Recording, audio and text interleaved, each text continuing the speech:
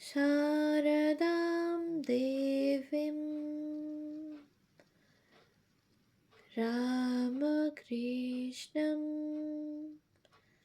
जगद्गुरुं पादपद्मे त्वयोश्रित्वा प्रणमामि মুহুর্মুহু। পূজনীয় শ্রীযুক্ত মানন্দাশঙ্কর দাশগুপ্ত মহাশয়ের রচনা শ্রী শ্রীমা শারদামণি দেবী গ্রন্থ থেকে পাঠ, পৃষ্ঠা সংখ্যা 424, পরিশিষ্ট 1। আবার এই সঙ্গে এই কথাও সত্য যে মা ও ঠাকুর আমাদের যাহা দিয়াছেন তাহার সবই যে আমাদের সহজ দৃষ্টির সম্মুখে সুপরিস্ফুট তাহা নয়। তাহাদের অবদানের কতকাংশ শুধু বীজ আকারে বা সূত্রাকারে প্রদত্ত, কতক শুধু একটু আভাস যা ইঙ্গিতেই পরিসমাপ্ত, আর কতক তাহাদের প্রাচীন সমাজের মানবীয় ভাবের ছায়াতলে অস্পষ্ট। এইগুলি সুস্পষ্ট রূপে আধুনিক আকারে রূপায়িত করার জন্য নির্দিষ্ট ছিলেন। ঠাকুর ও মা তাহা জানিতেন। অপর একজন প্রেরিত পুরুষ, মহামেধা, মহাশক্তিমান, মহাজ্ঞানী স্বামী বিবেকানন্দ। তাহা হইলেও উহা সবই ছিল তাহাদের অন্তরের পরম সত্যের সজীব দান, এবং সজীব ও অর্থপূর্ণ ছিল বলিয়াই যাহা অস্পষ্ট ও অসম্পূর্ণ ছিল তাহা স্বামীজীর ব্যাখ্যার আলোকে দিনে দিনে আমাদের নিকট স্পষ্ট ও সম্পূর্ণ হইয়া উঠিতেছে। মহাজ্ঞানী স্বামী বিবেকানন্দ যখন প্রথম ঠাকুরের বাণী প্রচার করেন তখন তাহার গুরু ভাইরাও স্তম্ভিত হইয়াছিলেন। তাহারা দারুণ বিস্ময়ের সহিত ভাবিয়াছিলেন, এই কি ঠাকুরের বাণী, এই কি তাহার শিক্ষা? কখনোই না। তাই তাহাদের কেহ কেহ প্রথম দিকে স্বামীজিকে তাহাদের মতানৈক্য জানাইয়াছিলেন, কিন্তু পরে দেখা যায় তাহাদের প্রত্যেকেই স্বামীজির ব্যাখ্যার সত্যতা উপলব্ধি করিয়া তাহার প্রবর্তিত রামকৃষ্ণ মঠ মিশনের সেবা কার্যে আত্মোৎসর্গ করেন। কি সূক্ষ্ম ও তীক্ষ্ণ দৃষ্টির সহিত স্বামীজি ঠাকুরের বাণী সকলের মর্ম গ্রহণ করিতেন, তাহা এক মহা বিস্ময়ের বিষয়। একটি দৃষ্টান্ত এই। দক্ষিণেশ্বরে ঠাকুর একদিন ভক্তদের নিকট বৈষ্ণব ধর্মের নামে রুচি ও বৈষ্ণব পূজন কথা দুইটির ব্যাখ্যা করিয়া জীবে দয়া কথাটির অর্থ বুঝাইতে উদ্যত হইতেই হঠাৎ সমাধিস্থ হইয়া পড়েন, এবং ওই অবস্থার একটু উপশম হইতেই তিনি বলিতে থাকেন, জীবে দয়া, জীবে দয়া, দূর শালা, কীটাণুকীট তুই জীবকে দয়া করবি? দয়া করবার তুই কে? না না, জীবে দয়া নয়, শিবজ্ঞানে জীবসেবা। সেদিন সেখানে অনেক উচ্চশিক্ষিত ভক্ত ও অনুরাগী উপস্থিত ছিলেন, কিন্তু ঠাকুরের কথা কয়টির প্রকৃত মর্ম কেহই বুঝিতে পারেন নাই। শুধু স্বামীজি তখন অল্পবয়স্ক নরেন্দ্রনাথ বাহিরে আসিয়া বলেন, আজ আমি এক মহাসত্য শুনিয়াছি, দিন পাইলে ইহা সমগ্র জগতে প্রচার করিব। পণ্ডিত মূর্খ, ধনী দরিদ্র, ব্রাহ্মণ চণ্ডাল সকলকে শুনাইয়া মোহিত করিব। এই বলিয়া তিনি উপস্থিত সকলকে বুঝাইয়া দেন কেমন করিয়া ঠাকুরের এই একটি কথার সাহায্যে বনের বেদান্তকে ঘরে আনা যায় ও সংসারের সকল কাজে উহাকে অবলম্বন করা যায়, এবং জ্ঞান, ভক্তি ও কর্মকে সম্মিলিত করিয়া কি সহজ, সরল ও মধুর উপায়ে মানুষের মুক্তিপথ উন্মুক্ত করা যায়। ঘটনাটি বর্ণনা করিয়া পূজনীয় শরৎ মহারাজ লিখিয়াছেন, এইভাবে সমাধিস্থ হইয়া ঠাকুর সর্বদাই মানুষের জীবন পথ সমুজ্জ্বলকারী অমূল্য কথা সকল বলিতেন। কিন্তু আমরা তখন তাহার কথা ধারণা করিতে পারিতাম না। কেবল নরেন্দ্রনাথই সময়ে সময়ে ওই সকল কথা আমাদের নিকট ব্যাখ্যা করিয়া আমাদের স্তম্ভিত করিতেন। এইভাবে ব্যাখ্যা করিয়া ঠাকুরের যে বাণী স্বামীজি জগতে প্রচার করিলেন, তাহা শুধু ধর্মপিপাসু বা মুক্তিকামী সমসংখ্যক লোকের জন্যই নয়, তাহার বিরাট কল্যাণময় আবেষ্টনীর অন্তর্ভুক্ত পৃথিবীর সমগ্র মানবজাতি, এমনকি যাহারা ধর্ম চাহে না, ঈশ্বর মানে না, তাহারাও। এমনই বিরাট তাহার দান। আর বিশেষভাবে ভারতবর্ষের ঐহিক কল্যাণ ও অভ্যুত্থানের জন্য স্বামীজি যে বক্তৃতা সকল দিয়াছেন, তাহার দুটি বিশেষ কথা এই: প্রথম, দারিদ্র্য, অশিক্ষা এবং সামাজিক অত্যাচার ও অবিচারে দীর্ঘকাল ধরিয়া নিপীড়িত ভারতের কোটি কোটি জনগণকে জাগাইতে হইবে, তাহাদের আহার ও শিক্ষা দিতে হইবে এবং তাহাদের নষ্ট আত্মবিশ্বাস ফিরাইয়া আনিতে হইবে। দ্বিতীয়, শিক্ষা ও স্বাধীনতা বঞ্চিত ভারতের নারীদিগকে শিক্ষা ও স্বাধীনতা দিতে হইবে। এই বিরাট জনসমাজ ও নারী সমাজের জাগরণ ও উন্নতির জন্য স্বামীজি নানা উপায়ের কথাও বলেছেন। কিন্তু ওই সমাজ দুইটির উন্নতি ও শ্রীবৃদ্ধি কোন দিকে, কত ধারায় হইবে বা উহাকে রূপ পরিগ্রহ করিয়া অগ্রসর হইতে থাকিবে, তৎসম্বন্ধে কোনো ছকে বাঁধা কিছু বলিতে স্বামীজি অস্বীকার করিয়াছেন। বলিয়াছেন, আমি স্বাভাবিক বৃদ্ধিতে বিশ্বাসী। আমি ঈশ্বর নই যে আমি ওই বিষয়ে সমাজকে আদেশ করিব। আমার কাজ হইতেছে শুধু জাতীয় জীবনের মূলে ইন্ধন যোগানো, কিন্তু উহার বৃদ্ধি উহার সম্পূর্ণ নিজস্ব জিনিস। কেহ আদেশ দিয়া উহা স্থির করিয়া দিতে পারে না। বৃদ্ধি বা বিকাশের প্রথম প্রয়োজন হইতেছে স্বাধীনতা।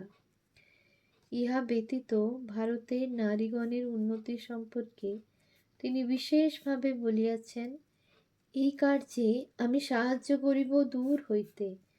ইহাতে ভারতীয়, ইংরাজ ও আমেরিকান মহিলাগণও যোগ দিবেন এবং তাহারা যোগ দিলেই আমার কাজ ফুরাইবে।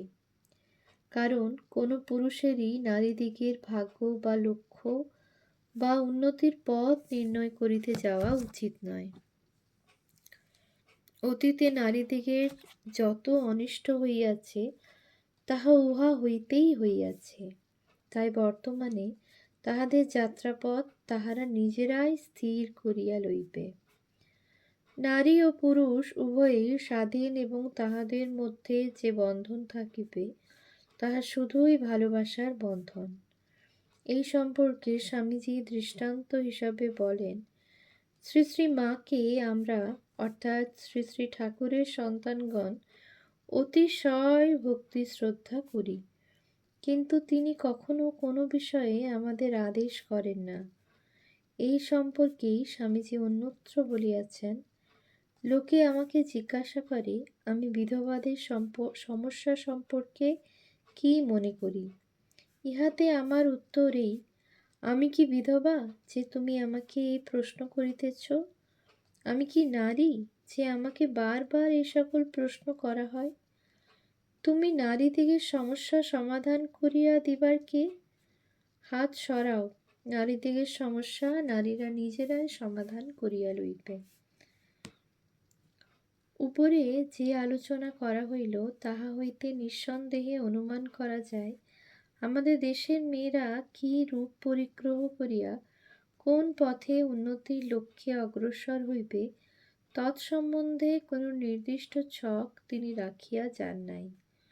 বস্তুত মা, ঠাকুর বা স্বামীজি ঐরূপ কোনো ছক বাঁধিয়া দেওয়া একেবারেই আবশ্যক বোধ করেন নাই, সঙ্গত বা সম্ভবও মনে করেন নাই। কারণ তাহারা জানিতেন যে ভগবানের ইচ্ছা ও ব্যবস্থায় আধুনিককালের মেয়েরা আধুনিককালের সুযোগ সুবিধা ও অবস্থা সৃষ্ট, এবং তাহাদের নিজেদের যুগ যুগান্তের কর্ম নির্দিষ্ট পথেই তাহারা অগ্রসর হইয়া চলিবে। তাই সেই অজানিত পথেই মেয়েদের জন্য তাহারা শুধু কামনা করিয়াছেন তাহাদের দুঃখের অবসান, কষ্টের অবসান, অপমানের অবসান, এবং চাহিয়াছেন তাহাদের শিক্ষা, স্বাধীনতা, ঐহিক ও পারমার্থিক কল্যাণ ও অভ্যুদয়। শ্রী শ্রী মা যে এই কামনা করিয়াছিলেন তাহার কিছু প্রমাণ এই আলোচনার প্রথমাংশে দিয়েছি। এই অংশে যাহা বলা হইল তাহার দ্বারাও ওই সিদ্ধান্ত সমর্থিত হয়। কারণ মা, ঠাকুর ও স্বামীজি সকল বিষয়েই এক মত, এক প্রাণ, এক আত্মা। তাহারা তিনজনেই একই কার্য সম্পাদনের জন্য আবির্ভূত হইয়াছিলেন, এবং তাহাদের মধ্যে কোনো বিষয়ে মতানৈক্য বা মত পার্থক্য কল্পনা করাও অসম্ভব। দেখা যায় ঠাকুরের বাণী সকল মা নির্বিচারে মানিয়া লইতেন, আর মা কোনো বিষয়ে কোনো মত বা ইচ্ছা প্রকাশ করিলে স্বামীজি তাহা সাগ্রহে ও বিনা দ্বিধায় মাথা পাতিয়া গ্রহণ করিতেন, এবং তাহা পালনে কোনো রকমের কোনো ত্রুটি ঘটিতে দিতেন না। আবার স্বামীজি যে ব্যাখ্যা দিয়া ঠাকুরের বাণী জগতে প্রচার করিয়াছেন এবং তাহা স্থায়ী ও কার্যকরী করিবার নিমিত্ত যে সকল উপায় নির্দেশ করিয়াছেন তাহা মা অতি সুস্পষ্ট ভাষায় পরিপূর্ণভাবে অনুমোদন করিয়াছেন। স্বামীজি আমেরিকা হইতে প্রত্যাগমন করিয়া প্রথম যেদিন মায়ের সঙ্গে দেখা করেন সেদিন মা তাহাকে বলেন, তুমি যা করেছ আর যা পরে করবে তা চিরকাল থাকবে। এই কাজের জন্যই তোমার জন্ম। হাজার হাজার লোক তোমাকে জগৎ গুরু বলে মানবে। এই সকল বিষয় বিবেচনা করিলে আমরা নিঃসংশয়ে সিদ্ধান্ত করিতে পারি যে ভারতের নারীদিগের উন্নতি ও কল্যাণের জন্য স্বামীজি যে কামনা করিয়াছিলেন মায়ের কামনা তাহা হইতে ভিন্ন কিছু ছিল না। বরং আমরা এই আলোচনার প্রথম পর্বে দেখিয়াছি উহা সর্বদাই একই ছিল। তাহারা কামনা করিয়াছিলেন নারীগণের সর্বপ্রকার শৃঙ্খল মুক্তি ও সর্বাঙ্গীন অভ্যুদয়। ৩. উপরের আলোচনা হইতে আমরা এই সিদ্ধান্তেই উপনীত হই যে ঠাকুর, মা ও স্বামীজি এক নবযুগের অভ্যুদয়ে নারী জীবনেও এক নূতন অভ্যুদয়ের আবাহন করিয়াছেন। উল্লিখিত তথ্য প্রমাণ সত্ত্বেও যদি কেহ মনে করিয়া থাকেন যে আমাদের সিদ্ধান্ত ভুল ও গ্রাহ্যের অযোগ্য, তাহা হইলেও প্রশ্ন থাকিবে, আধুনিককালের শিক্ষিতা মেয়েরা কি বর্তমানে বা ভবিষ্যতে মাকে গ্রহণ করিতে বিরত থাকিবেন? কারণ আমরা প্রত্যক্ষ দেখিয়াছি শ্রী শ্রী মায়ের শতবার্ষিকী উৎসবকালে ইহাদের অনেকে মাকে আপন বলিয়া গ্রহণ করিয়া তাহার শিক্ষা ও জীবন আদর্শ নারীদিগের মধ্যে প্রচারে রত হইয়াছেন। ইহা ব্যতীত একটু অনুসন্ধান করিলেই জানা যায় আজকাল বহু মেয়ে খাঁটি আধুনিকভাবে পালিত, বর্ধিত ও উচ্চশিক্ষিত হইয়াও নিয়মিতভাবে শ্রীরামকৃষ্ণের সংঘের নানা কেন্দ্র, বিশেষত উদ্বোধন ও জয়রামবাটিতে যাতায়াত করেন, এবং তাহাদের মধ্যে অনেকে বেলুড় মঠ হইতে দীক্ষা গ্রহণ করিয়া শ্রী শ্রী মা ও ঠাকুরকে অবলম্বন করিয়া জীবন যাপন করিতেছেন। আবার ইহাদের মধ্যে হইতে 2-4 জন গৃহ জীবন একেবারে পরিত্যাগ করিয়া রামকৃষ্ণ মঠ ও মিশনের আদর্শে গঠিত ও স্বামীজি পরিকল্পিত স্ত্রী মঠে ও অনুরূপ প্রতিষ্ঠান আদিতে যোগদান করিয়া তাহাদেরই কাজে জীবন উৎসর্গ করিতেছেন। এই ধরনের প্রতিষ্ঠানগুলির মধ্যে উক্ত স্ত্রী মঠ, সারদা মঠ ক্রমশ শক্তিশালী হইয়া উঠিতেছে এবং ভবিষ্যতে তাহার আরও কত শাখা প্রশাখা গড়িয়া উঠিবে এবং এই ছাঁচে তাহার ছত্রছায়ায় আরও কত প্রতিষ্ঠান গড়িয়া উঠিবে তাহা কে বলিতে পারে।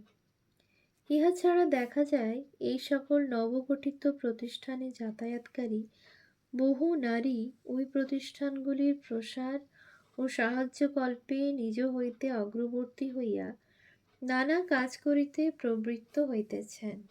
সুতরাং ইহা সুস্পষ্ট দেখা যাইতেছে যে একটু সুযোগ বা সংস্পর্শ ঘটিলে মেয়েরা অতি সহজেই শ্রী শ্রী মায়ের প্রতি ভক্তিযুক্ত হইয়া ওঠেন। ইহাতে আশ্চর্য হইবার কিছু নাই। ইহার অন্যথা হইলেই আশ্চর্যের কথা হইত। কারণ আমরা গ্রন্থ মধ্যে দেখিয়া আসিয়াছি শ্রী শ্রী মা সর্বতোভাবে একটি পরিপূর্ণ আদর্শ, তাহার আকর্ষণ তাই অমোঘ। ওম শান্তি শান্তি শান্তি। হরি ওম তৎসৎ। শ্রীরামকৃষ্ণার্পণমস্তু।